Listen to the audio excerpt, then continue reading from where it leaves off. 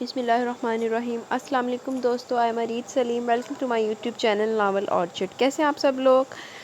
جی تو گائز، جیسا کہ آپ سب کو پتہ ہے کہ جو آپ لوگوں سے میں نے وہ 3 ناول پوچھے تھے، میں نے آپ کو سٹوری بھی لائن بھی اس کی بتائی تھی، تو اس میں یہی ڈیسائیڈ ہو پایا تھا کہ ہم پہلے وہ دونوں پڑھیں گے، پھر تھرڈ پہ یہ پڑھیں گے۔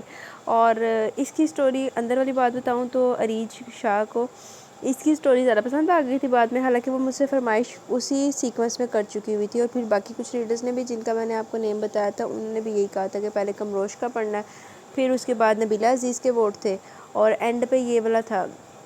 لیکن وہ جو آپ کی رائٹر ہیں وہ پہلے اس کی فرمائش کر چکی ہوئی تھی، نہیں پہلے وہ دوسرے والوں کی فرمائش کر چکی ہوئی تھی، تو بعد میں وہ کہتی کہ مجھے تو یہ بھی سننا ہے، تو میں نے پھر اس سے 2-3 دن کا ٹائم مانگا تھا، آئی تھنک سو 1 دن ہی اوپر ہوا ہے۔ تو خیر آئیے ہم آج اپنا یہ ناول سٹارٹ کریں گے، ہم بھی وفا نبھائیں گے، ریٹن بائی فرزانہ مغل۔ تو لیکن اس سے پہلے اگر آپ نے چینل کو سبسکرائب نہیں کیا تو چینل سبسکرائب کر لیں، اور ساتھ بیل آئیکن بھی پریس کر لیں تاکہ ہر آنے والی ویڈیو آپ کو ملتی رہے۔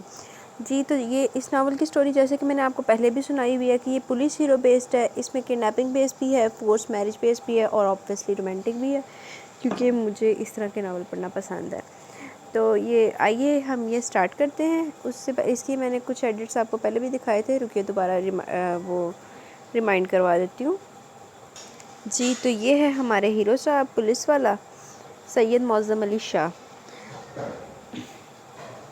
جو ہمارا مین لیڈ کریکٹر ہے، ہیرو ہے ہمارے۔ اور یہ ہے اس کی فیونسی نگینہ، جو ایکٹریس بننا چاہتی ہے، جس کو بہت کریز ہے ایکٹریس بننے کا۔ زیادہ ڈیپتھ میں نہیں جاؤں گی سٹوری میں، کیونکہ میں نے سٹوری لائن آپ کو پہلے سب کو سنائی ہوئی ہے۔ باقی یہ دیکھیں، یہ ہے شہر بانو، یعنی کہ یہ ہماری، یہ بھی لیڈ میں کہہ لیں اس کا، اور اس کا اس نے کڈنیپ ہو جانا اور اس کی فورس میرج ہو جانی ہے سید معظم علی شاہ سے، مگر وہ پسند کرتا ہے نگینہ باجی کو۔ تو اب دیکھتے ہیں کہانی کیا رخ موڑ لیتی ہے۔ نگینہ باجی کو عقل بھی آ جانی ہے، تو اب دیکھتے ہیں کہ وہ سید معظم علی شاہ دونوں بیویاں رکھے گا یا ایک تک گزارا ہو جائے گا، تو یہ ہمیں پتہ چلے گا ناول ریڈ کرنے کے بعد۔ تو یہ تھوڑا سا آئی تھنک لانگ ناول ہوگا۔ اب آئیے سٹارٹ کرتے ہیں۔ So let's start our novel Hum Bhi Wafa نبھائیں گے، written by Farzana Mughal, first episode. Let's start. Syed Mukarram Ali شاہ نے صبح کا اخبار پڑھنے کے لیے سینٹر ٹیبل سے اٹھایا تو مان ساتھ پڑے میگزین کو دیکھ کر بری طرح چونکے۔ اخبار ہاتھ سے چھوٹ کر دوبارہ ٹیبل پر گر گیا۔ انہوں نے بڑی سرعت سے میگزین اٹھایا۔ پہلے تو انہیں یہ سب اپنی نظروں کا دھوکہ لگا، لیکن جب میگزین کے خوبصورت سرورق کے قریب سے دیکھا تو دھوکہ حقیقت بن کر ان کا منہ چڑھا رہا تھا۔ سرورق پر انتہائی حسین دوشیزہ فل میک اپ میں جدید لباس زیبتن کیے اپنے حسین سراپے کی بہاریں دکھا رہی تھی۔ ایک لمحے کے لیے تو ان کی نگاہیں شرم سے جھک گئی اور ذہن چکرا کر رہ گیا۔ انہوں نے جلدی سے اندرونی صفحات کھول کر دیکھے تو وہ حسین دوشیزہ اندر بھی اسی طرح ملبوسات میں قیامت خیز پوز دیتے ہوئے نظر آ رہی تھی۔ یک لخت سید مکرم علی شاہ نے میگزین ٹیبل پر پٹخا۔ ان کا خاندانی خون جلال میں آ گیا تھا، مارے غصے کے چہرہ سرخ ہو گیا۔ انہوں نے فوراً موبائل سائٹ سے نکال کر ایک نمبر ملایا، لیکن دوسری طرف سے موبائل آف ملا۔ اس صورتحال پر انہیں مزید غصہ آنے لگا۔ بیڈ سے اٹھ کر ہاتھ میں موبائل تھامے وہ بیڈ روم میں ادھر ادھر ٹہلنے لگے۔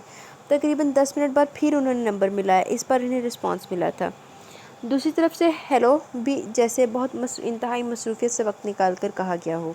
تمہارا باپ بات کر رہا ہوں۔ سید مکرم علی شاہ بیٹے کی عدم توجیہی پر غصہ اور جھنجھلاہٹ میں اپنا تعارف کروا بیٹھے تھے۔ اوہ سوری بابا جان، السلام علیکم، اصل میں ابھی ایک میٹنگ سے فارغ ہوا ہوں، بغیر نمبر چیک کیے موبائل اٹھا لیا تھا۔ اس سے پہلے کہ اپنی عدم توجیہی پر ایس پی سید معظم علی شاہ کو باپ کی طرف سے ڈانٹ پڑتی، اس نے فوراً وضاحت کر دی تھی۔ نا پھر باپ والی ڈانٹ، آخر عزت بھی بچانی سی معظم علی نے۔ اچھا جی، کیا ابھی تک آفس میں ہو؟ سید مکرم علی شاہ کچھ نارمل ہوئے تھے۔ جی ایک اہم میٹنگ تھی، معظم علی شاہ نے پھر وضاحت دی تھی۔ اچھا ایسا کرو تم میگزین ابھی منگوا کر دیکھو۔ انہوں نے ہفتہ وار میگزین کا نام لے کر بیٹے کو گویا حکم دیا۔ کیوں، خیریت تو ہے؟ اس کا دھیان اس کے سیاسی حریفوں کی طرف چلا گیا کہ کہیں کسی نے ان کے خلاف الٹی سیدھی خبر نہ چھپوا دی ہو۔ پہلے تم میگزین منگوا کر دیکھو، پھر مجھے مشورے دینا کہ اب میں کیا کروں۔ میں انتظار کر رہا ہوں تمہارے فون کا۔ انہوں نے مبہم سے انداز میں کہتے ہوئے موبائل آف کر دیا۔ الو کا پٹھا، اتنی بڑی پوسٹ پر بیٹھے لیکن ارد گرد سے گویا آنکھیں بند کر رکھی ہیں، احمق کہیں کا۔ مکرم علی شاہ بڑبڑاتے ہوئے راکنگ چیئر پر بیٹھے تھے، بیٹے سے انہوں نے بڑے ضبط سے بات کی تھی، لیکن اب پھر ان کا غصہ عود کر آیا جو وہ اسی پر اتارنے لگے تھے۔ مان بیڈ روم میں داخل ہوتی زیب النساء نے ان کی تمام بڑبڑاہٹ بغور سنی۔ وہ انہیں شام کی چائے لگنے کی اطلاع دینے آئی تھی۔ سید صاحب، یہ الو کا پٹھا اور احمد کون ہے؟ وہ ان کے نزدیک آتے ہوئے کچھ نہ سمجھنے والے انداز میں گویا ہوئی۔ تمہارا لاڈلا اور کون؟ سید مکرم علی شاہ بگڑ کر بول رہے تھے۔ اکلوتا بیٹا ہے ہمارا، کوئی 5-6 بیٹے نہیں ہیں ہمارے، اوپر سے وہ ایک بار وہ گھر بار سے دور دوسرے شہر میں بیٹھا ہوا ہے، اس کے باوجود آپ اس کے پیچھے پڑے رہتے ہیں۔ زیب النساء خفگی سے گویا ہوئی اور ان کے سامنے بیٹھ کے کونے پر ٹک گئی۔ گھر سے دور وہ اپنی جاب کی وجہ سے ہے، مجھے اس کا یہ پروفیشن کبھی پسند نہیں آیا۔ کہا بھی تھا کہ سیاست میں آ جاؤ، تمہارے آباء و اجداد شروع سے اسی میں ہیں۔ چلو سیاست اسے پسند نہیں تو اپنا بزنس سنبھالے جو میں نے اس کے حوالے کیا ہوا ہے، لیکن یہ آج کل کی نوجوان نسل اپنے بزرگوں کے کہاں مانتی ہے۔ مکرم علی شاہ اس وقت کسی اور کا غصہ معظم علی شاہ پر اتار رہے تھے۔ دیٹس ناٹ فیئر یار۔ اچھا اب آپ مجھے یہ بتا دیں سید صاحب کی اصل بات کیا ہے؟ زیب النساء اتنا تو سمجھ گئی کہ کوئی بڑا مسئلہ ہے، اس لیے نرمی سے گویا ہوئی۔ یہ دیکھو، انہوں نے سینٹر ٹیبل سے میگزین اٹھا کر زیب النساء کو تھما دیا تھا۔ سید صاحب یہ تو اپنی نگینہ جیسی لگ رہی ہے۔ پہلے تو وہ شوہر کی اس فرمائش پر حیران ہوئی، پھر سرورق پر بیٹھی دوشیزہ کو کسی نگینہ سے ملاتے ہوئے اس کا لباس دیکھ کر وہ کچھ اٹک اٹک کر بولی تھی۔ اندر کے صفحات کھول کر دیکھو۔ انہوں نے دوسرا حکم نامہ جاری کیا۔ زیب النساء نے ایک نظر شوہر کی جانب دیکھا اور میگزین کے اندر کے صفحات کھول کر دیکھنے لگی، لیکن اندر ہی بھی وہی دوشیزہ تھی جس کا لباس انہیں کچھ نازیبا لگا۔ شوہر کے سامنے عجیب جھجک سی محسوس کرتے ہوئے انہوں نے میگزین واپس ٹیبل پر رکھ دیا۔ پہچانا؟ مکرم علی شاہ نے انہیں خاموش دیکھ کر استفسار کیا۔ سید صاحب، میں نے کہا نا یہ لڑکی اپنی نگی میں بہت مل رہی ہے۔ اب کی بار زیب النساء نے الجھ کر ان کی جانب دیکھا۔ یہ آج وہ ان سے کون سی پہیلی پوچھوا رہے تھے؟ زیب النساء بیگم، نہ جانے کس دنیا میں رہتی ہیں آپ، یہ لڑکی اپنی نگینہ ہی ہے۔ وہ ان کی سادگی پر بری طرح چڑ اٹھے تھے۔ یہ یقیناً میری امی وغیرہ تھی۔ زیب النساء، امی کو بھی بات نہیں سمجھ میں آتی۔ اچھا، زیب النساء کو کوئی یقین نہ آیا تھا۔ وہ دوبارہ میگزین اٹھا کر دیکھنے لگی۔ ان کی تو 7 پشتوں میں عورت کو ایسی آزادی نہیں ملی تھی جس کا استعمال نگینہ کر رہی تھی۔ مان مکرم علی شاہ کے موبائل کی بیپ بج اٹھی۔ مجھے لگتا ہے نہ الو کا پٹھا جاگ گیا۔ معظم علی شاہ کا نمبر دیکھتے ہی انہوں نے موبائل کان سے لگایا۔ ہاں معظم بیٹے، اب کیا کہتے ہو؟ انہوں نے چھوٹتے ہی بیٹے سے اس طرح سوال کیا جیسے اس کا مسئلے کا حل نکال کر بیٹھا ہو۔ بابا جان، اس کی تعلیم گئی بھاڑ میں، آپ اسے واپس بلوا لیں۔ ادھر ان کا بیٹا ان سے زیادہ غصے اور جلال میں تھا۔ معظم بیٹے، تم جیسے سلجھے ہوئے نوجوان سے مجھے اس بات کی توقع نہیں تھی۔ کیا یہ مسئلے کا حل ہے؟ بیٹے کے غصے نے انہیں قدرے ٹھنڈا کر دیا تھا۔ بابا جان، آپ کی بھتیجے نے ہمارے خاندان کی عزت کا جنازہ نکال دیا اور ابھی بھی آپ اپنے دل میں اس کے لیے نرم گوشہ رکھتے ہیں۔ سید معظم علی شاہ کا غصہ خم ہونے کا نام ہی نہیں لے رہا تھا۔ دیکھو بیٹا، جذباتی مت بنو، جتنا غصہ تمہیں آ رہا ہے اتنا ہی مجھے بھی آ رہا ہے، لیکن یوں تو مسئلہ حل نہیں ہوگا۔ سید صاحب نرمی سے گویا ہوئے، معذرت کے ساتھ کہوں گا بابا جان، یہ سب آپ کی ڈھیل کی وجہ سے ہوا۔ تعلیم کی آڑ میں وہ اس آزادی کا ناجائز فائدہ اٹھا رہی ہے۔ وہ جلے بھنے انداز میں انہیں الزام دے رہا تھا۔ تم مجھے تانے دے رہے ہو جبکہ نگی کے یونیورسٹی میں داخلے پر تم نے بھی اس کا ساتھ دیا تھا۔ سید صاحب کے لہجے میں افسردگی اتر آئی۔ یہ گستاخی میں کیسے کر سکتا ہوں بابا جان، اور شاید مجھ سے بھول ہو گئی تھی جو میں نے اس وقت نگی کا ساتھ دیا۔ معظم ان کے انداز پر کچھ ڈھیلا پڑا تھا۔ معظم، افسوس تو مجھے اس بات کا ہے کہ ایک ہی شہر میں رہتے ہوئے تم 4 ماہ سے اس سے قافل ہو، یہ جانتے ہوئے بھی کہ تمہارا اس سے کیا رشتہ ہے۔ سید صاحب نے اس کوتاہی کو گنوانا ضروری سمجھا۔ بابا جان، میں اس کا باڈی گارڈ نہیں ہوں۔ وہ بری طرح چڑ گیا۔ اچھا، سب باتیں چھوڑو، اب مجھے یہ بتاؤ کہ نگی سے کس طرح باز پرس کی جائے۔ وہ پھر نرمی سے گویا ہوئے۔ فون پر نگی سے بات کرنا بیکار ہے، آپ کراچی آ جائیں، یہ بات آمنے سامنے ہونی چاہیے۔ معظم نے مشورہ دیا۔ ٹھیک ہے، میں کل ہی آ رہا ہوں، یہ لو اپنی ماں سے بات کرو۔ انہوں نے اسے جواب دیا اور موبائل زیب النساء کی سمت بڑھایا جو کافی دیر سے خاموش بیٹھی باپ بیٹی کی گفتگو سن رہی تھی۔ امی جان، کیا ہوا؟ آپ اتنی خاموش کیوں بیٹھی ہیں؟ آپ تو بابا جان سے چائے کا پوچھنے گئی تھی۔ شہر بانو چائے کی ٹرے تھامے حال کمرے میں داخل ہوئی جہاں زیب النساء اپنے مخصوص تخت پر تنہا بیٹھی نظر آئیں۔ شہر بانو نے چائے کی ٹرے تخت پر ہی رکھ دی اور خود بھی ایک کونے پر ٹک گئی۔ تمہارے بابا جان تو کسی کام سے باہر نکل گئے ہیں، انہوں نے اپنی سوچوں سے نکل کر اپنے قریب بیٹھی شہر بانو کو جواب دیا۔ اچھا، آپ مجھے اپنی پریشانی بتائیں۔ شہر بانو نے چائے کا کپ انہیں تھماتے ہوئے استفسار کیا۔ زیب النساء نے چونک کر اس کی سمت دیکھا۔ اس لڑکی سے ان کے خاندان کا کوئی خونی رشتہ نہیں تھا۔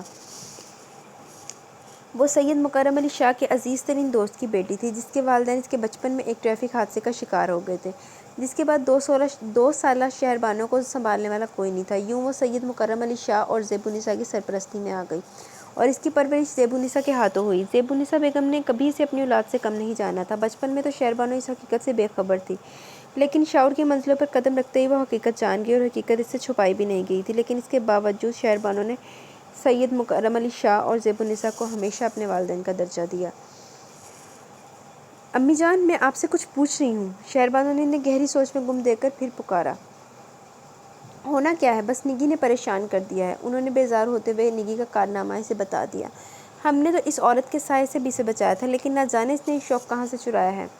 اوہ، یہ تو اس نے کچھ اچھا نہیں کیا۔ شہر بانو اس کی سوچ سے بے خبر تعصب سے گویا ہوئی۔ یہ تو اسے معلوم تھا کہ نگی کو ماڈلنگ کا شوق ہے، کیونکہ کالج کے زمانے میں وہ ہر اس سرگرمی میں حصہ لیتی جس میں اس طرح کا کام ہوتا، اور آج کا اخبار اور میگزین ابھی تک اس کی نظر سے نہیں گزرا تھا، ورنہ وہ بھی نگی کا کارنامہ دیکھ چکی ہوتی۔ دوسرے دن سید مکرم علی شاہ اپنی تمام تر مصروفیات ترک کر کے اپنی باڈی گارڈ اور ڈرائیور سمیت بائی روڈ کراچی پہنچ گئے۔ اب وہ خود تو نگینہ کے ہاسٹل نہیں جا سکتے تھے، اس لیے معظم کو اسے گھر لانے کے لیے کہا۔ بابا جان، میں کبھی اس کے ہاسٹل نہیں گیا، آپ اپنے ڈرائیور کو بھیج کر اسے بلوا لیں۔ معظم نے صاف انکار کر دیا۔ سید صاحب نے بغور بیٹے کی سمت دیکھا۔ وہ اس کے مزاج کو بھی جانتے تھے، اور لاڈلی بھتیجے کا نخرہ بھی، جو کسی کو خاطر میں نہیں لاتی تھی، لہٰذا بحث کو ملتوی کر کے انہوں نے اپنے ڈرائیور کو اسے لانے کے لیے بھیج دیا، اور دانستہ موضوع بدل کر بیٹے کے ساتھ اپنی سیاسی مصروفیات پر گفتگو کرنے لگے۔ تقریباً آدھے گھنٹے بعد ہنسی مسکراتی نگینہ اکبر شاہ سید مکرم علی شاہ کے سامنے تھی۔ سلام کرتی وہ بڑے لاڈ سے ان کے گلے لگی، اور معظم علی شاہ اس کے یہ انداز دیکھ کر جلتا ہوا سیٹنگ روم سے واک آؤٹ کر گیا۔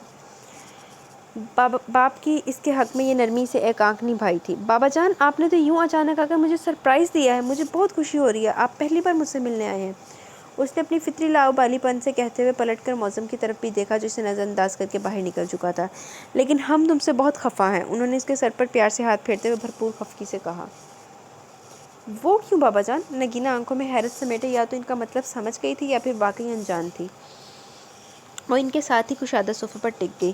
نگی بیٹے، تم ہمارے عزیز ترین بھائی کی اولاد ہو، ہم نے کبھی تمہیں اپنی بھتیجی نہیں جانا، ہمیشہ اپنی بیٹی سمجھا ہے، تمہاری ہر خواہش کو مقدم جانا۔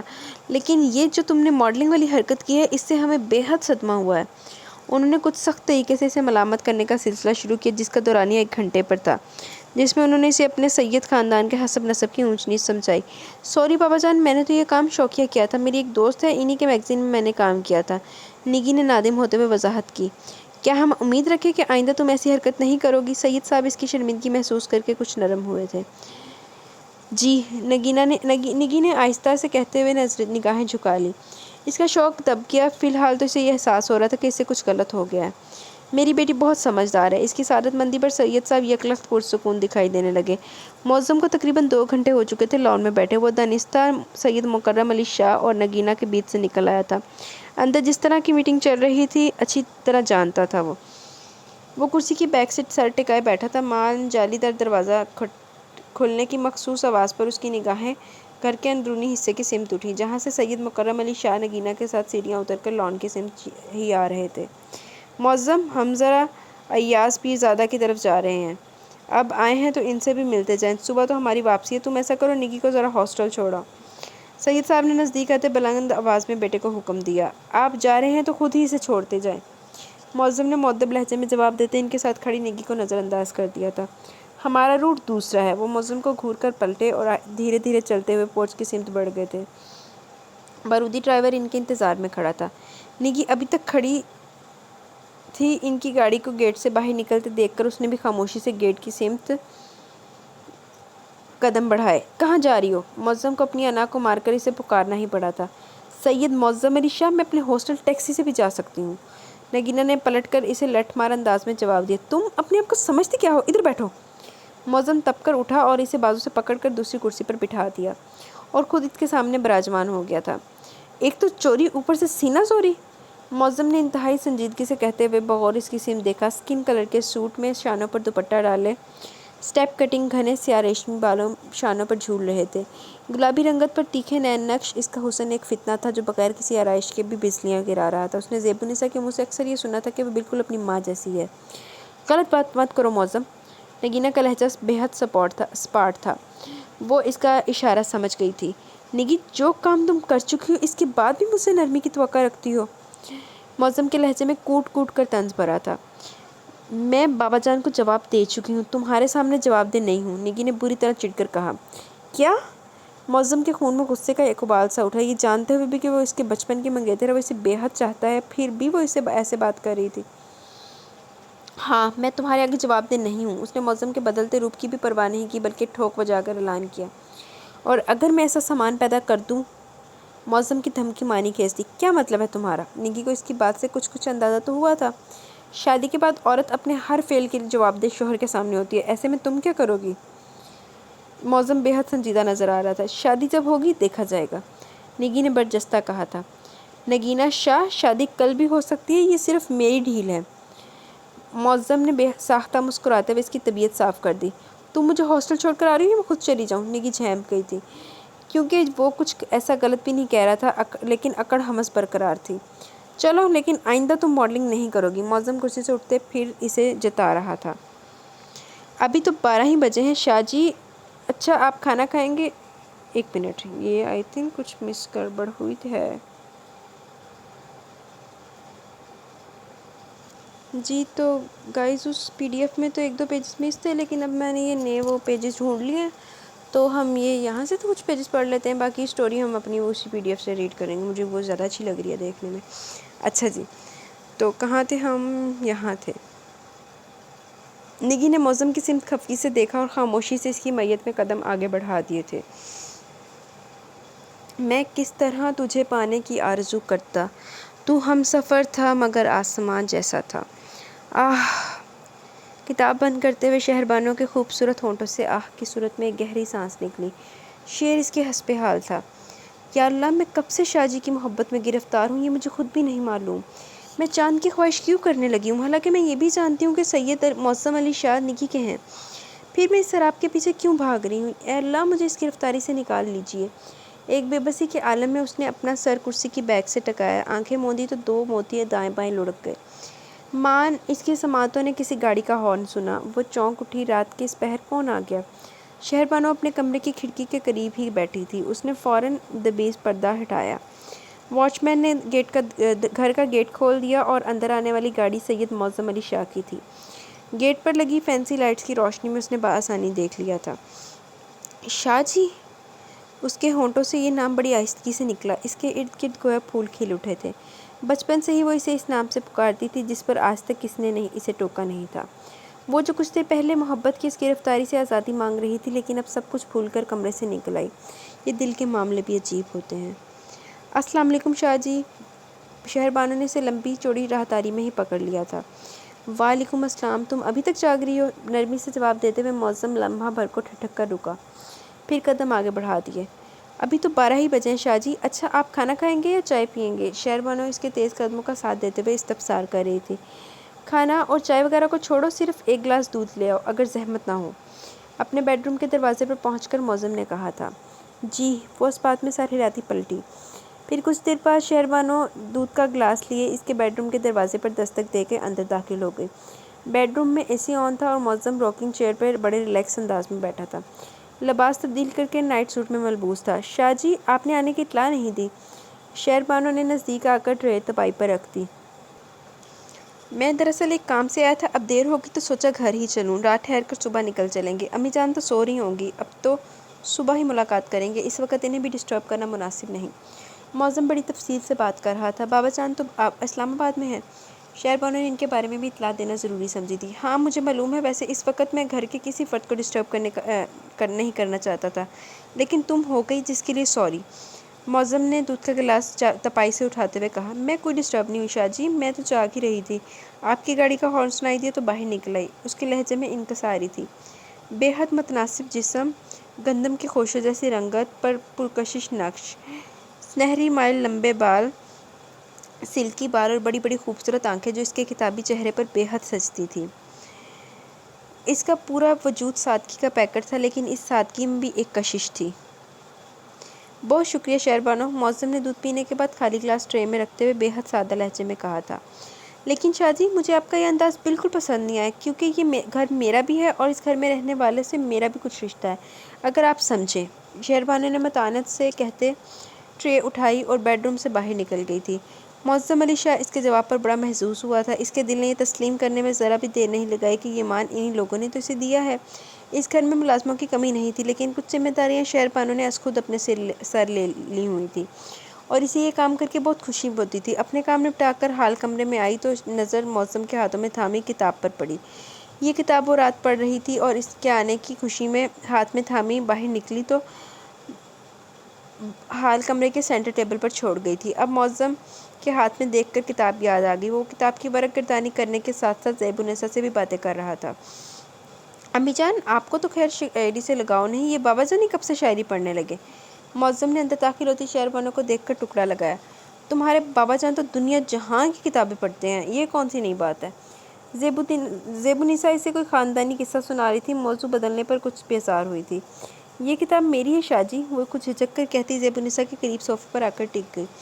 اچھا بھائی، ہمارے گھر میں تو بہت باذوق لوگ بیٹھے ہیں اور ہمیں خبر ہی نہیں۔ معظم نے کچھ شرارت آمیز انداز میں اس کی سمت دیکھا تھا۔ میرے پاس اور بھی بہت اچھی کتابیں ہیں شاہ جی۔ معظم کی بات سن کر اس کا حوصلہ بڑا، وہ پرجوش انداز میں گویا ہوئی تھی۔ شہر بانو، اگر تمہیں ادب سے لگاؤ ہے تو تم اردو ادب میں ماسٹر کیوں نہیں کر لیتی؟ وہ بڑی فراق دلی سے مشورہ دے رہا تھا۔ جی؟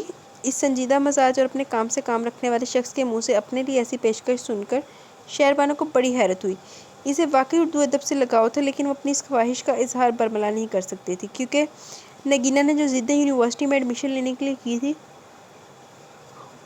وہ شہر بانو نہیں کر سکتی تھی۔ نگینہ ان کا خون تھا، اپنی منوا سکتی تھی، لیکن وہ ان کا خون نہیں تھی، اس میں اپنی منوانے کی ہمت نہیں تھی۔ تم نے جواب نہیں دیا شہر بانو؟ وہ پھر اپنا سوال دہرا رہا تھا، لیکن نظریں ہاتھ میں پکڑی کتاب پر مرکوز تھی۔ میں کیا کہہ سکتی ہوں شاہ جی؟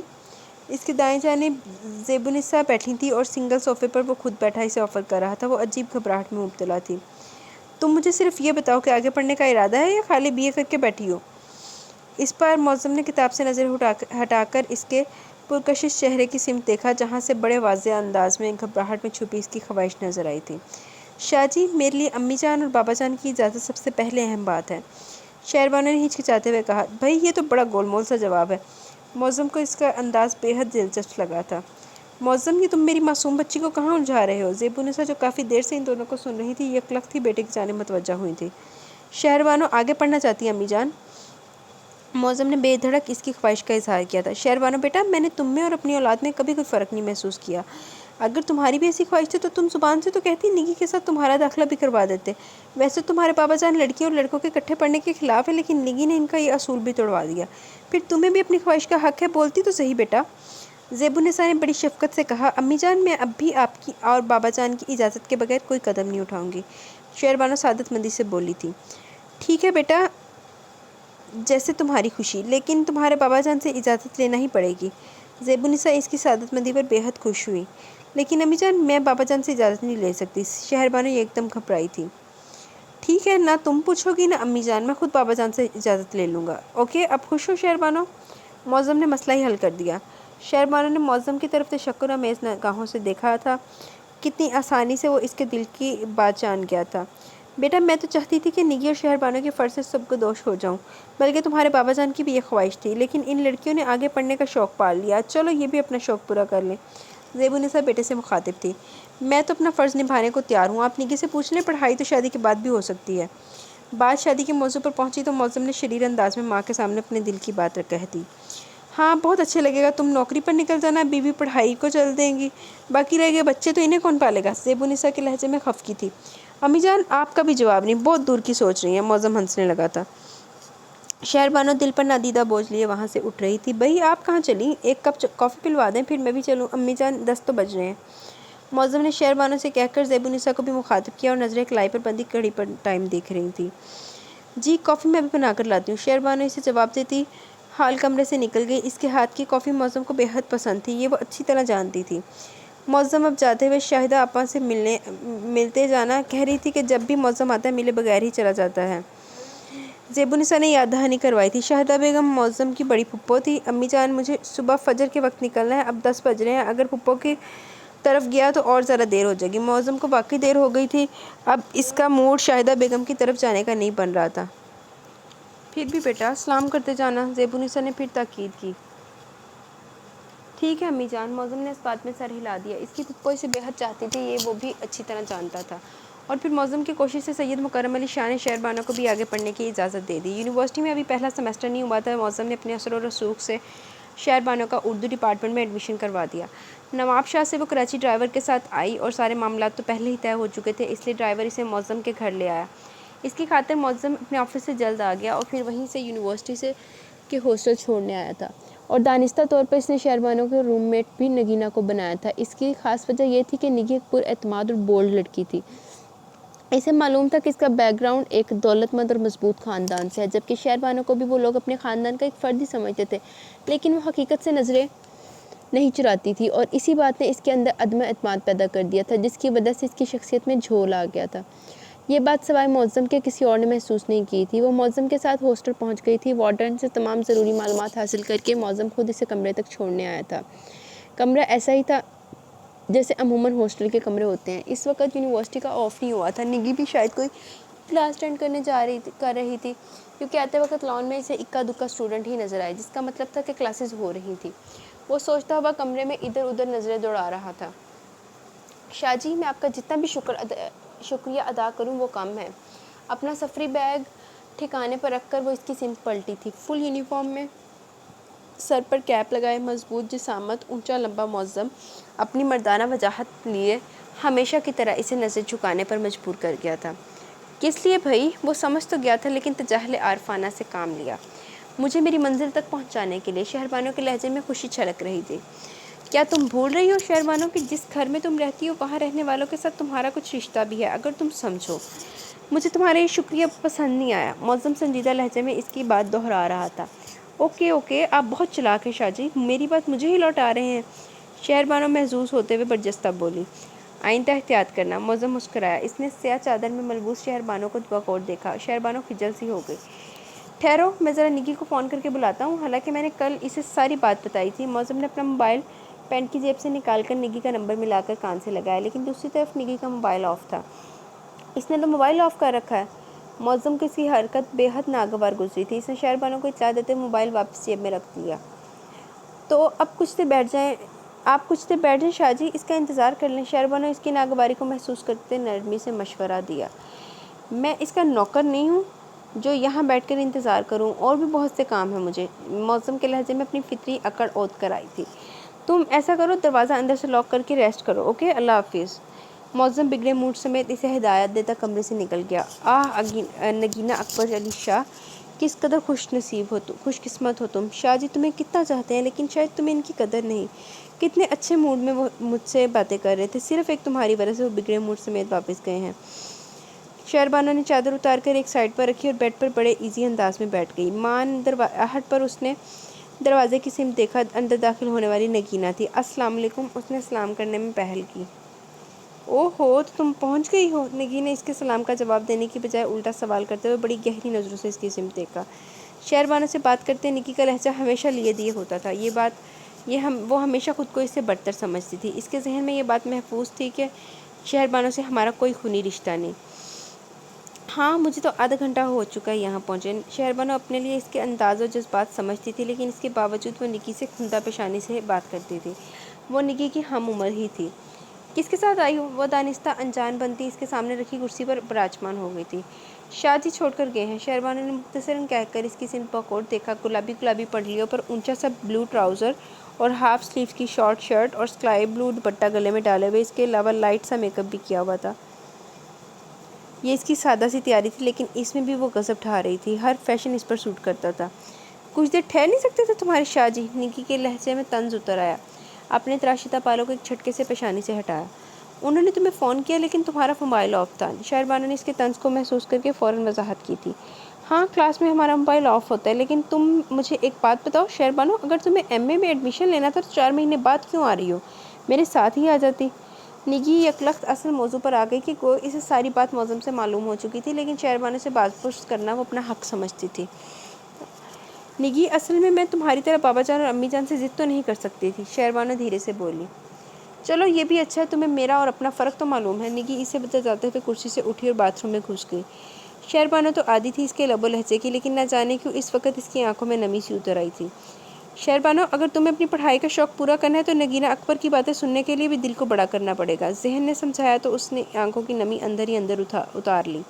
शहरबानो पर तो सफ़र की थकान थी, वो रात में जल्दी सो गई। निकी अपने बेड पर किताबें खोले नोट्स बनाने में मसरूफ़ थी। वो इंग्लिश में मास्टर कर रही थी। अपना काम मुकम्मल करने के बाद उसने एक नज़र शहरबानो की सिम देखा जो गहरी नींद में थी। उसने मौज़म का नंबर मोबाइल पर मिलाया और मोबाइल कान से लगा लिया। हेलो। दूसरी तरफ से इंतहाई संजीदा और खुश्क आवाज़ इसकी समातों से टकराई। मौज़म, निकी बात कर रही हूँ। इसकी संजीदगी पर वो कुछ झिझक कर गोया हुई। जी फरमाइए, कैसे ज़हमत की है आपने याद करने की? गालबन आपके पास तो वक्त ही नहीं है किसी के इंतज़ार के लिए भी। मौज़म की निकी से आप जनाब इस वक्त शुरू होती थी जब वो बेहद गुस्से में होता था। असल में मौज़म, मैं तुम्हारी शहरबानो की आमद तो बिल्कुल ही भूल गई थी। निकी अब सफाई पेश करने लगी, हालांकि इसने ये सब दानिस्ता तौर पर किया था। किसी दिन मुझे भी भूल जाना। मौज़म चिढ़ गया। अब तुम लड़ाई वाली बात कर रहे हो, निकी ने मसनूई खफकी से कहा। और तुमने जो मुझसे लड़ने का ठेका ले रखा है उसे क्या कहोगी? मौज़म तुरश हुआ। दो चाहने वालों में ज़्यादा लड़ाइयाँ शदीद मोहब्बत की अलामत होती हैं सैयद मौज़म अली शाह। शायद आप इस रूखी फीकी जॉब में गुम होकर लतीफ़ जज्बात से भी आरी हो चुके हैं। निकी का लहजा जज्बाती होने के साथ साथ कुछ कुछ शरारती भी था। बहुत खूब, तुम मुझसे शदीद मोहब्बत की दावेदार हो। इतनी अच्छी और रोमांटिक बातें तुम्हारे मुँह से सुनकर मुझे हैरत हो रही है। निकी के मुँह से पहली बार इजहार मोहब्बत सुनकर मौज़म का गुस्सा कहीं पस मंज़र चला गया। इसके लहजे में एक नरमी सी उतर आई। ओह थैंक गॉड, तुम्हारा गुस्सा तो ख़त्म हुआ। मौज़म, मैं अपने नोट्स बना रही हूँ, फिर बात करूँगी, ओके? निकी ने इत्मीनान से कहा और मोबाइल ऑफ़ कर दिया। और दूसरी तरफ मौज़म को इस अधूरी गुफ्तगू से तशनगी का एहसास ने घेर लिया। वो अपनी शिद्दतों को भी देख रहा था और निगी की चाहत भी देख रहा था। कहाँ कमी थी इसे समझ नहीं आ रहा था। फिर शहरबानो को यूनिवर्सिटी में एडजस्ट होने में ज़्यादा मुश्किल पेश नहीं आई। अपने डिपार्टमेंट में उसकी 2-3 लड़कियों से बहुत अच्छी दोस्ती हो गई थी जिन्होंने इसकी हर तरह से हेल्प की थी। और इसके अलावा निकी ने इसके पर यह एहसान किया कि अपनी दोस्तों से शहरबानो को कज़न की हैसियत से मिलवाया था। मौज़म भी 1-2 बार इन्हें हॉस्टल मिलने आया। आजकल निकी और मौज़म के ताल्लुकात बहुत अच्छे जा रहे थे और शहरबानो इनके बीच नहीं आना चाहती थी। ये इसकी दिली ख्वाहिश थी। इस महीने के आखिर में इनका फर्स्ट सेमेस्टर शुरू होने वाला था और आजकल सभी स्टूडेंट पढ़ाई की तरफ संजीदगी से राग़िब थे। शहरबानो को एक किताब खरीदनी थी और नगीना को आज बाज़ार जाना था। वार्डन से उसने इजाज़त ली थी और फिर वार्डन भी इसका और शहरबानो का बैकग्राउंड अच्छी तरह जान चुकी थी, इसलिए इनके लिए खसूसी रायत थी। शाम को वो दोनों शहर के मशहूर शॉपिंग सेंटर में मौजूद थी। निकी को अपने लिए कुछ कपड़े ख़रीदने थे, हालांकि इसके पास कपड़ों का ढेर था, इसलिए पहले वो कपड़ों की जदीद बुटीक की तरफ आ गई। 1 घंटे की खबारी के बाद इसे अपने लिए 2 सूट पसंद आए थे। तुम भी अपने लिए कोई सूट पसंद कर लो। अपने सूट पैक कराने का ऑर्डर देकर वो शहरबानो से मुखातिब हुई। फ़िलहाल तो ज़रूरत नहीं। शहरबानो का अंदाज़ सादा था। वो इसकी शाख खर्ची देख रही थी। कॉटन के 2 सूट उसने 3000 के खरीदे थे। ओके, जैसे तुम्हारी मर्ज़ी, निकी से जवाब देते सेल्समैन की तरफ मतवज्जा हो गई। शॉपिंग सेंटर से निकलकर वो दोनों पैदल कुछ फासला तय करके किताब मरकज़ की तरफ आ गई और जल्द ही वो अपनी मतलूबा किताब लेकर शॉप से बाहर निकल आई थी। वापसी के लिए वो दोनों सड़क की एक जानिब खड़ी किसी खाली टैक्सी का इंतज़ार कर रही थी कि इनके करीब ही सिल्वर ग्रे मर्सिडीज़ के टायर चढ़ाए थे। आने वाला मौज़म अली शाह था। इन दोनों ने भी बैक वक्त देखकर इत्मीनान का सांस लिया। ये तुम लोग कहाँ घूम रही हो? आओ बैठो। मौज़म ने खिड़की से छुपकर इन दोनों से कहते हुए गाड़ी के दरवाजे के लॉक खोल दिए थे। थैंक गॉड तुम मिल गए, वरना न जाने कितनी देर लगती हमें हॉस्टल पहुँचने में। नगीना सुख का सांस लेते हुए फ़ौरन दरवाज़ा खोलकर फ्रंट सीट पर बैठ गई और शहरबानो भी पिछली सीट पर बैठ गई। मौज़म को इतने दिन बाद देखने पर दिल अजीब अंदाज में धड़का था, लेकिन उसने फ़ौरन ही इसे डांट दिया था। शॉपिंग करने आई थी? उसने कार स्टार्ट करके निकी को मुखातिब किया। इन दोनों के हाथों में वो शॉपिंग बैग्स देख चुका था। निकी ने हुनकारा भरा। तुम दोनों को अकेले नहीं निकलना चाहिए था। नया शहर है, रास्तों की जान पहचान भी नहीं है। कभी शॉपिंग का इरादा तो मुझे फ़ोन कर दिया करो, अकेली मत निकला करो। ड्राइविंग करते मौज़म का लहजा संजीदा था। वैसे मौज़म, तुम इतने पढ़े लिखे हाई क्वालिफाइड हो, लेकिन तुम्हारी सोच कभी कभी मुझे बड़ी बैकवर्ड लगती है। भाई, हम यहाँ पढ़ने अकेले आ सकते हैं, अकेले हॉस्टल में रह सकते हैं, तो क्या अकेले बाज़ार नहीं आ सकते? मैं तो अपने दोस्तों के साथ कई बार शॉपिंग के लिए आ चुकी हूँ, बल्कि अकेली भी आई हूँ। हाँ, शहरबानो बेचारी ने आज पहली बार बाज़ार का रुख किया है, वो भी अपने इसे कोई किताब खरीदनी थी। निकी ने बड़ी साफ़गोई से कहा। वो अपने दिल में कोई बात नहीं रखती थी। तुम मुझ पर बैकवर्ड होने का इल्ज़ाम नहीं लगा सकती। अगर ऐसा होता तो तुम दोनों यहाँ यूनिवर्सिटी तक नहीं पहुँचती। उसने एक नज़र जदीद तराश के लिबास में मलबूस अपनी मोहब्बत को भी देखा और मिरर से चादर में लिपटी शहरबानो को भी देखा। न जाने क्यों एक लम्हे के लिए इसके दिल में यह ख्वाहिश उठी कि निकी को भी खुद को शहरबानो की तरह ढांप लें, क्योंकि अपनी औरत गैर मर्दों की आंखों की ठंडक बने ये इसे गवारा नहीं था। लेकिन वो इसकी मोहब्बत थी और बाज़ औक़ात मोहब्बत में बहुत कुछ नज़रअंदाज करना पड़ता है। खैर, शादी के बाद ठीक कर लूँगा। दिल को तसल्ली देते हुए मौज़म ने ड्राइविंग की सिमत ध्यान दिया। और ये तुम इतनी खामोश क्यों बैठी हो? वो मिरर से शहरबानो की तरफ जाने मतवज्जा हुआ। हाँ भी शहरबानो, इस वक्त से तुम्हारी शाह जी की जी हजूरी नहीं हो रही। मौज़म को छेड़ते हुए निकी ने बीच में मुदाखलत की थी। तुम फिक्र ना करो, ये हक तुम्हारा है और तुम्हें मैं अपनी जी हुजूरी पर ले आऊँगा। निकी से शरारत भरी सरगोशी करते हुए एक बार फिर शेरबानो की तरफ मतवज्जा हुआ। कोई प्रॉब्लम तो नहीं है ना शेरबानो? वो मिरर से इससे मुखातिब हुआ था। नहीं शाहजी, ऐसी कोई बात नहीं, शेरबानो धीरे से बोली। अच्छा, अब तुम हमें कहाँ ले जा रहे हो? नगी ने मौज़म की तरफ देखते हुए कहा। ज़ाहिर है हॉस्टल छोड़ने जा रहा हूँ, मौज़म ने एक मोड़ काटते हुए कहा। कितने कंजूस हो तुम मौज़म, किसी अच्छे से होटल में डिनर नहीं करवा सकते? इसी बहाने आज हॉस्टल के बदमज़ा खाने से जान छूट जाती, निगी एक इस्तेहकाक से बोली। निगी, डिनर के चक्कर में हमें हॉस्टल पहुंचने में बहुत देर हो जाएगी। शेरबानो ने अपनी कलाई पर बंधी घड़ी पर नजरें दौड़ाई। वो लोग 5 बजे निकली थी और अब 7:30 हो रहे थे। शेरबानो, तुम मेरे और मौज़म के बीच में मत बोलो, निगी ने अपनी अहमियत दिखाते यकलख्ती से झिड़क दिया। शेरबानो को इसका अंदाज़ बुरा महसूस हुआ। हमारे खिफत के उसने खामोशी से अपना रुख खिड़की की सिमत मोड़ लिया। निगी, ये किस अंदाज में बात कर रही हो? मौज़म ये तो अच्छी तरह जानता था कि वो अपने आगे किसी को नहीं देखती, लेकिन शेरबानो के साथ भी इस तरह करेगी ये इसने पहली बार नोट किया था। मैंने इसे क्या कह दिया जो तुम इस तरह खफा हो रहे हो? निगी बुरा मान गई। अच्छा, तुम डिनर का कह रही थी? मौज़म ने इसके तेवर देखते फ़ौरन बात बदल दी। साथ ही मिरर से एक नज़र शेरबानो पर डाली जो हमस खिड़की की जानिब रुख किए बैठी थी। निगी ने हंकारा भरते जैसे इस पर एहसान किया था।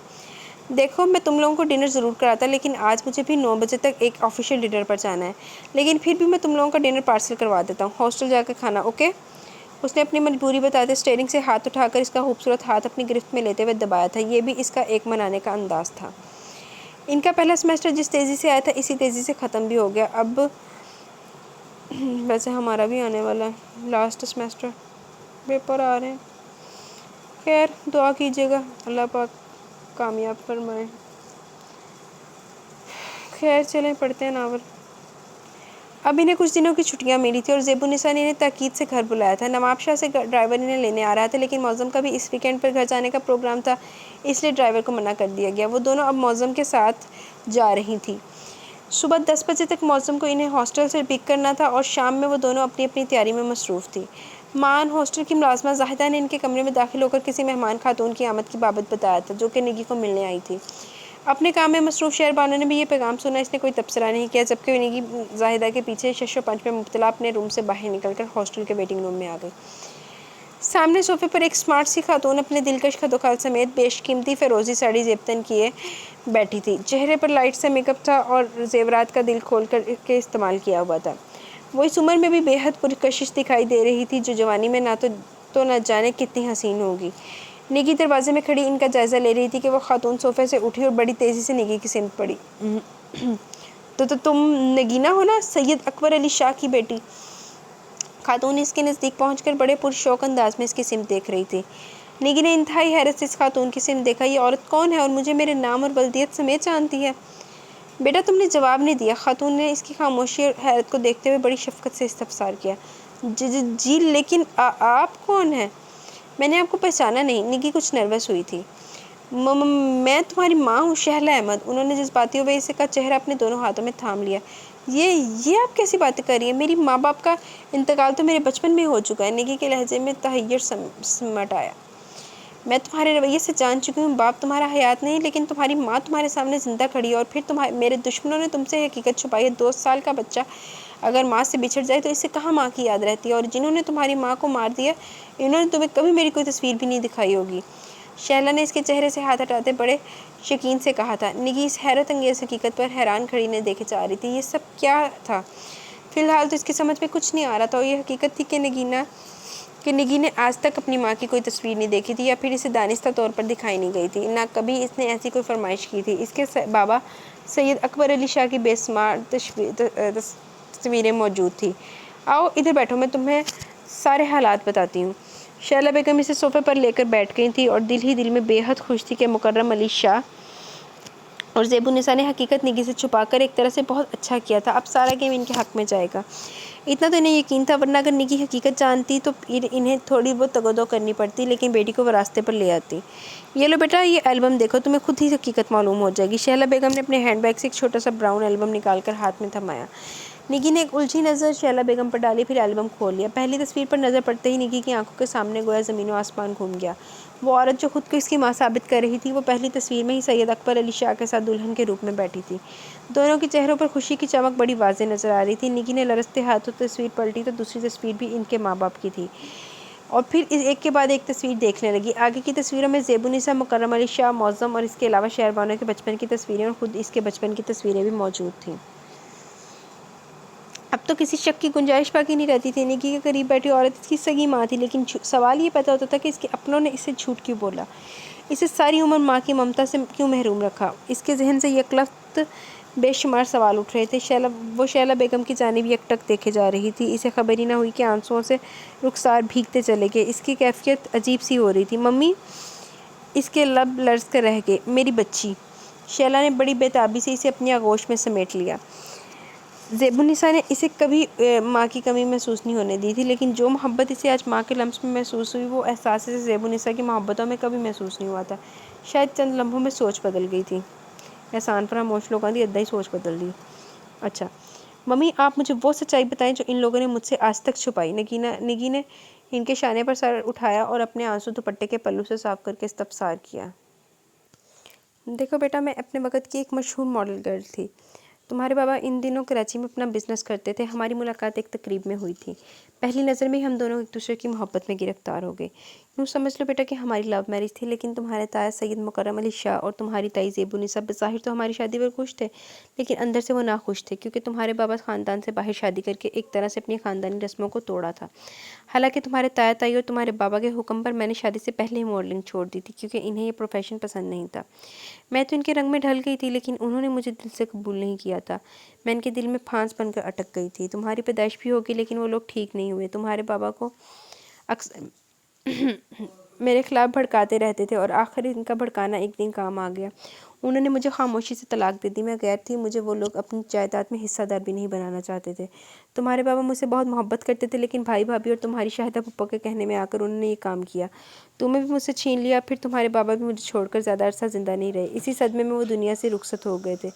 نگی بیٹا، اس وقت میں اکیلی عورت کیا کرتی؟ والدین تو میرے بھی زندہ نہیں تھے، کہاں جاتی؟ آخر تمہارے بابا کے دوست جہانگیر احمد نے مجھ سے اس وقت شادی کر کے مجھے سہارا دیا۔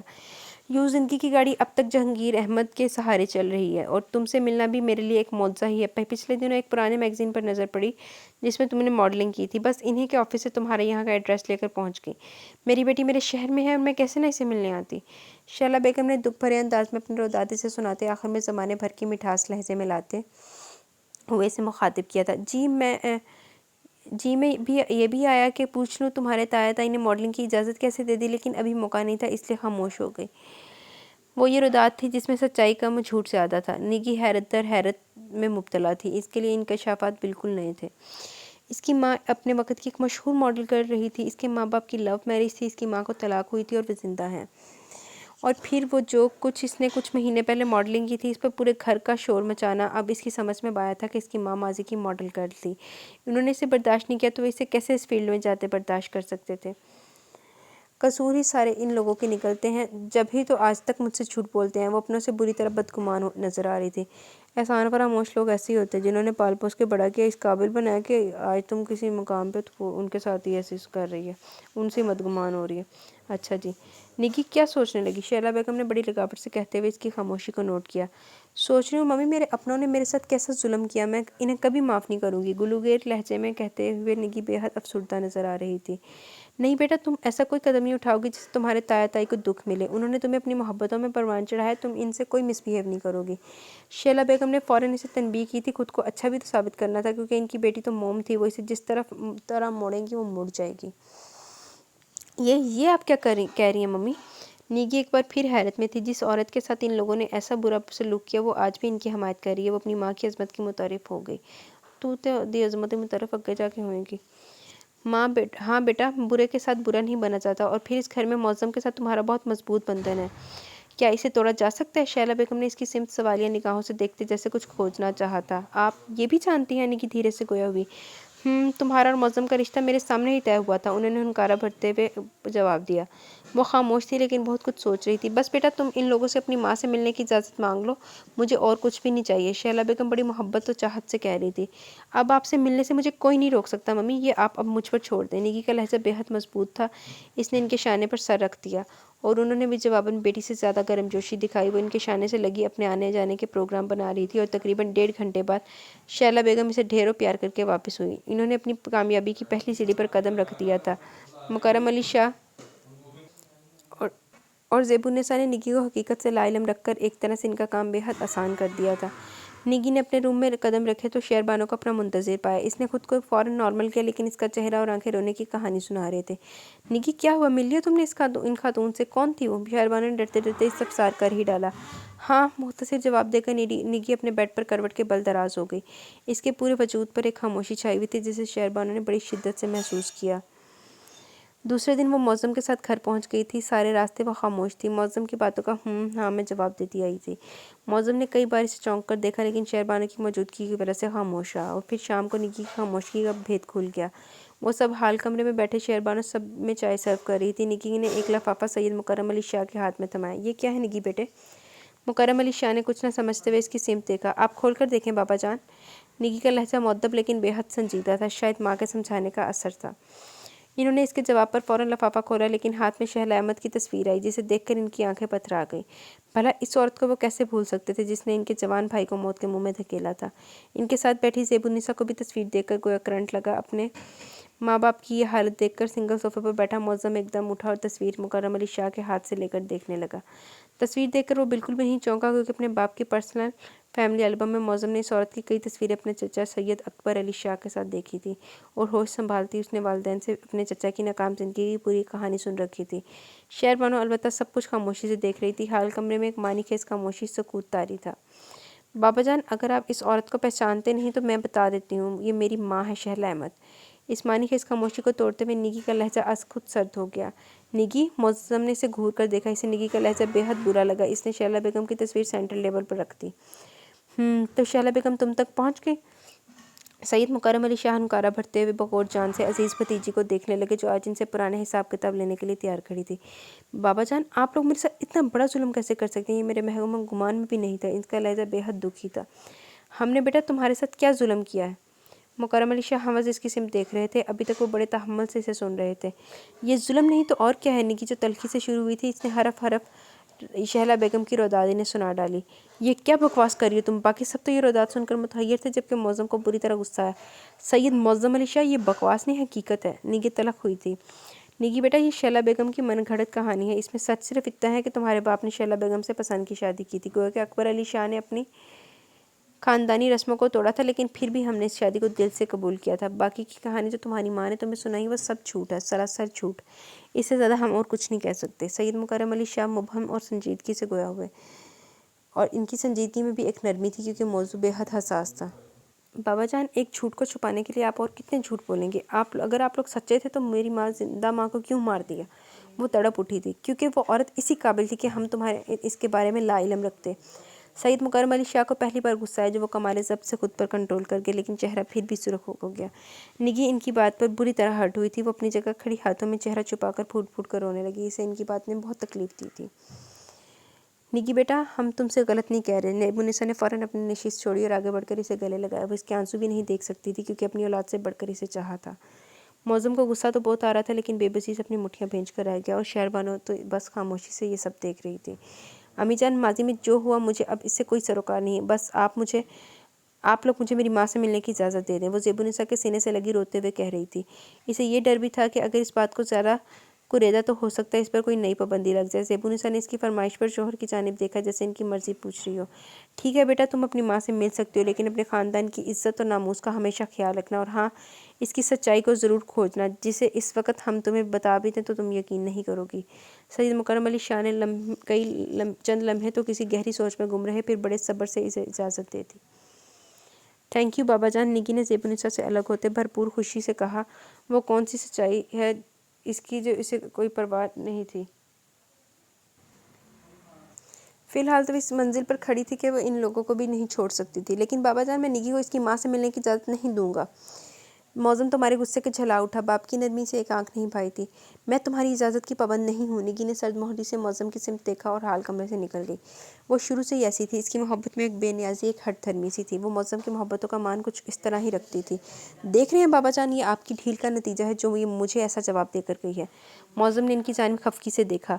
मौसम इस वक्त सारी सिचुएशन तुम्हारे सामने है, फ़िलहाल हमारा खामोश रहना ही बेहतर है। वो तो पहले हमें कसूरवार समझ रही है, अगर हमने और ज़्यादा रोक टोक की तो हो सकता है ये हमारे हक़ में भी बेहतर ना हो। वो पुरसोच अंदाज में से समझा रहे थे, लेकिन मैं निकी को इसकी माँ से मिलने की इजाज़त नहीं दे सकता। मौसम ने इसके वक्त जहन से नहीं सोच रहा था, इसलिए गुस्से में भुनाता हुआ वहाँ से वॉकआउट कर गया। इस लड़के का तो दिमाग ख़राब हो गया, हालांकि सब कुछ जानता है। ज़ेबुनिसा ने बड़बड़ाते हुए दोबारा मुकर्रम अली शाह के करीब अपनी नशिस्त संभाली।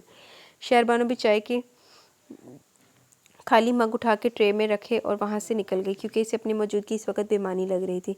सैयद साहब, निकी को हकीकत से लालम रख कर हमसे बहुत बड़ी गलती हुई है। ज़ेबुनिसा शिकस्ता से लहजे में गोया हुई। आप ठीक कह रही हैं, शायद फिर आज ये हालात भी ना होते। सैयद मुकर्रम अली शाह ने इनकी तायीद की थी। अब मौसम को कैसे समझाएं? ज़ेबुनिसा बेटे के लिए फ़िक्रमंद हुई। अभी वो गुस्से में है, मैं समझाऊंगा इसे। मुकर्रम अली शाह इन्हें जवाब देते किसी गहरी सोच में गुम हो गए। 2 दिन से इनके दरमियान सर्द जंग जारी थी। इसका मुतालबा माँ से मिलने का था और मौसम की तरफ से हवस इनकार बरकरार था।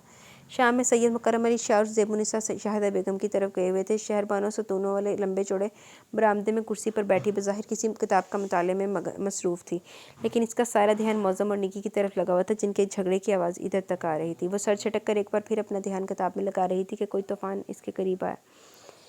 तुम्हारा दिमाग दुरुस्त ना किया तो मेरा नाम भी मौसम नहीं, वो बड़े गुस्से में कहता शहरबानो के करीब से गुजर बाहर की सिमत पड़ गया। इसके तेवर देखकर शहरबानो भी सहम गई, और अभी इस मौसम को गए 5 मिनट भी नहीं हुए थे कि वो वापस चला आए, लेकिन शहरबानो को इसकी चाल में लड़खड़ाहट सी महसूस हुई। इसकी नज़र मौसम के पैरों की सिमत उठी। ग्रे शलवार सूट पर इसने स्याह लेदर के स्टाइलिश से स्लीपर पहन रखे थे, लेकिन एक पैर से खून निकल रहा था। अरे ये क्या हुआ? शाहजी वो बेसाख्ता उठी और किताब छोटी सी तपाई पर रखकर इसकी सिमत पड़ी। उफ, बहुत बड़ी चोट लगी है। मौसम करीब आते ही कुर्सी पर ढह सा गया। इसके चेहरे पर तकलीफ के आसार नजर आ रहे थे। इसने स्लीपर से पैर बाहर निकाल लिया।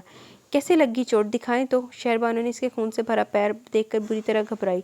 यकलक थी वो दोजुना होकर ज़मीन पर बैठ गई और बड़ी बेसाख्तगी से अपने सफ़ेद दुपट्टे से इसका पैर साफ करने लगी। इसके पैर का अंगूठा और एक उंगली बुरी तरह कट गई थी, जहाँ से खून बह रहा था, और मौसम इस हरकत पर अरे अरे ही करता रह गया। इशारा इसे मरा करने का था। शाहजी, ये चोट कैसे लगी आपको? वो अपना सफ़ेद दुपट्टा इसके खून से रंग चुकी थी। ज़मीन पर हवस इसी हालत में बैठी वो मौसम से इस्तफसार कर रही थी। गाड़ी का दरवाज़ा बंद करते हुए, ध्यान नहीं रहा, जाओ तुम अंदर से कोई दवा और बैंडेज ले आओ और अपना दुपट्टा भी फ़ौरन धो। मौसम कुर्सी पर बैठा इसे कह रहा था। ध्यान कैसे रहता? किस कदर गुस्से में गए थे आप? वो सोचती हुई फ़ौरन अंदर भागी, और फिर चंद लम्हों में वो दूसरा दुपट्टा बदल कर फर्स्ट एड का तकरीबन तमाम सामान उठा लाई। तपाई पर पैर रखे वो अपनी बैंडेज खुद कर रहा था, और शहरबानो 2 जनों बैठी इसकी मदद करवा रही थी। मान आहट पर दोनों ने बैक वक्त चौंक कर हाल के अंदरूनी दरवाजे की सिमत देखा। दरवाजे की चौखट पर चौंकने के अंदाज में निकी खड़ी थी, और कुछ फासले पर वो लोग बैठे थे। निगी, शाहजी के पैर पर चोट लगी है। शहरबानो ने इसे इतला देना ज़रूरी समझी थी, लेकिन मौसम इसे नज़रअंदाज करते अपने काम में मसरूफ़ था। मौसम, तुम्हें इस किस्म की लड़की सूट करती है जो हर वक्त तुम्हारी खिदमत गुजारी में लगी रहे। वो अच्छी तरह जानती थी कि मौसम इसे शिद्दतों से चाहता है, लेकिन न जाने कि वो इस वक्त ये बात तमस्कराना लहजे में कह गई। निगी, मौसम इससे सख्त खपा था। यकलख्त इसकी बात पर धाड़ उठा। क्या ऑल फॉल बकती है? कुछ अंदाज़ा है तुम्हें? मौसम ने इसे खा जाने वाली नज़रों से देखा। मैंने शहरबानो को तो कुछ नहीं कहा। निकी ने बड़ी मासूमियत से कंधे उचकाए। शहरबानो अब इतनी नादान भी नहीं थी जो इसकी बात न समझती। वो खामोशी से उठी और अंदर की जानिब बढ़ गई। बहुत गलत बोल जाती तुम। वो लड़की तो सदा की ऐसी है, हर किसी की तकलीफ पर परेशान होने वाली और हर किसी की खुशी में खुश होने वाली। मौसम के लहजे में भरपूर खफकी थी। ये चोट कैसे लगी? बात बदलते हुए मौसम के करीब आकर दूसरी चेयर पर बैठ गई। पूछने का ख्याल बहुत जल्द आ गया। मौसम ने बैंडेज करके तपाई से पैर नीचे रखते हुए इस पर गहरा तंज किया था। साथ ही मुलाजिम को आवाज़ देकर तपाई से फर्स्ट एड का सामान उठाने और अपने दूसरे स्लीपर लाने को कहा। मुझे तो तुम्हारा ख्याल है, लेकिन तुम्हें ही मेरा ख्याल नहीं। निकी कुछ देर पहले वाली लड़ाई को भूलकर नए सिरे से मौसम को राम करने लगी। मैं तुम्हारा मतलब समझ रहा हूँ, लेकिन निकी, तुम्हारी माँ ने जो सच्चाई तुम्हें बताई वो सरासर गलत है। हम तुम्हारे दुश्मन ही, आखिर तुम समझती क्यों नहीं हो? मौसम ज़िद होकर बोला था। देखो मौसम, माजी में जो कुछ हुआ, मैं इसके बारे में जो जान गई हूँ वही मेरे लिए काफ़ी है। गो कि तुम लोगों ने मुझे साथ कुछ अच्छा नहीं किया, लेकिन हमारी माँ मुझे मिल गई है, मैंने तुम लोगों को भी माफ़ किया। बहुत एहसान है आपका कि आपने हमें माफ़ कर दिया। यकलख्ती मौसम ने जलकर इसकी बात काटते हुए कहा था। मौसम, प्लीज़ मुझे मेरी माँ से मिलने दो। इसकी आवाज़ गुलूकीर होगी और आंखों में आंसू आ गए। मौसम ने गहरी सांस लेते हुए खामोशी पर इक्तफा किया। इसके जहन में सैयद मुकर्रम अली शाह की सुबह वाली बात गर्दिश करने लगी थी। मौसम, हम इसकी माँ की परछाई भी इस पर बर्दाश्त नहीं कर सकते, लेकिन अब अगर किस्मत में यही लिखा तो तुम निगी को मत रोको, इसे मिलने दो अपनी माँ से। हकीकत कब तक छिपेगी? अच्छा है वो सब अपनी आंखों से देखे। मौसम, निगी ने इसे खामोश देखकर आहिस्तगी से पुकारा। इसकी आंखों में जमा आंसू रखसारों पर बह निकले। ठीक है, तुम अपनी माँ से मिल सकती हो और अपनी आंसू साफ करो। گو کہ وہ سنجیدہ نظر آ رہا تھا لیکن اس کے لہجے میں نرمی اتر آئی۔ تھینکس۔ نگی نے بڑی حیرت اور خوشی سے اس کی سمت دیکھا۔ جی تو گائز یہاں پہ ہماری فرسٹ ایپیسوڈ اپنے اختتام کو پہنچی۔ انشاءاللہ ملیں گے کل ود نیو ایپیسوڈ، تب تک کے لیے دعاؤں میں یاد رکھیں اور اپنا خیال رکھیں اور مجھے اجازت دیں۔ اللہ حافظ۔